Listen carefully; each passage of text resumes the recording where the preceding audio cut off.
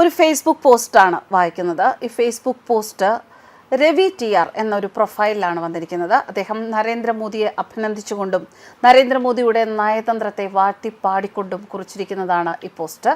വായിച്ചപ്പോൾ ഇത് പലരുടെയും സംശയങ്ങൾക്കുള്ള വളരെ കൃത്യമായ ഉത്തരമാണ് എന്ന് തോന്നി. അതുകൊണ്ട് തന്നെയാണ് ഈ പോസ്റ്റ് പ്രേക്ഷകർക്ക് പങ്കുവയ്ക്കുന്നത്.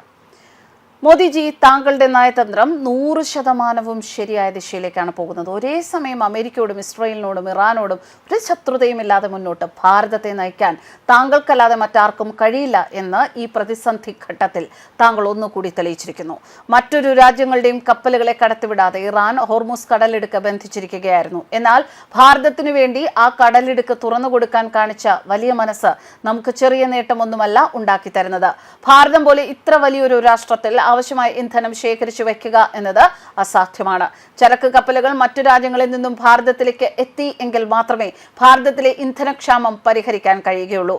കൊടുമ്പിരിക്കൊള്ളുന്ന യുദ്ധമുഖത്തു നിന്നും ഇന്ധന കപ്പലുകളെ ഭാരതത്തിലേക്ക് എത്തിക്കണമെന്നുണ്ട് എങ്കിൽ അത് ചെറിയ കാര്യമല്ല. ഇറാന്റെ യുദ്ധക്കപ്പലുകൾക്ക് കൊച്ചിയിൽ സംരക്ഷണം കൊടുത്തത് വലിയൊരു നയതന്ത്ര നീക്കമായിരുന്നു. ഇറാന്റെ യുദ്ധക്കപ്പലുകൾക്ക് കൊച്ചിയിൽ സംരക്ഷണം കൊടുത്തത് അമേരിക്കയുടെയും ഇസ്രയേലിനെയും നെറ്റിച്ചുളിച്ചു എന്നറിയാം. ആരുടെയും അടിമയല്ല ഭാരതം. ഭാരതത്തിലെ ഓരോ പൗരന്റെയും തല ഉയർന്നു തന്നെ നിൽക്കും.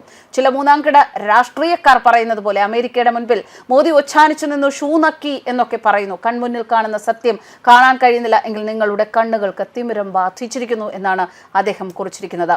ഇപ്പോൾ ഇവിടെ ബാധിച്ചിരിക്കുന്ന ഇന്ധനക്ഷാമം സൂക്ഷ്മമായി പരിശോധിച്ചാൽ മനസ്സിലാകും. ഒരു പരിധിവരെ കരിച്ചന്തയിൽ വിൽക്കാൻ വേണ്ടി പൂഴ്ത്തിവെച്ചിരിക്കുകയാണ്.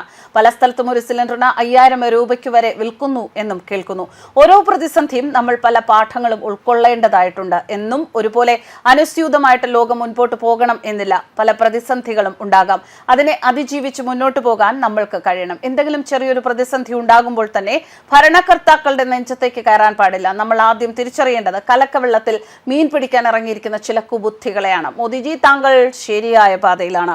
വഴിയരികിൽ നിന്നുകൊണ്ട് ചില ചാവാലിപ്പട്ടികൾ ഓരിയിടും. ശ്രദ്ധിക്കാതെ മുന്നോട്ട് പോവുക. കോടിക്കണക്കിന് ജനം നിങ്ങളുടെ പിന്നാലെ ഉണ്ട്. ഇതാണ് ആ പോസ്റ്റ്. ഇവിടെയാണ് പോസ്റ്റ് അവസാനിക്കുന്നത്.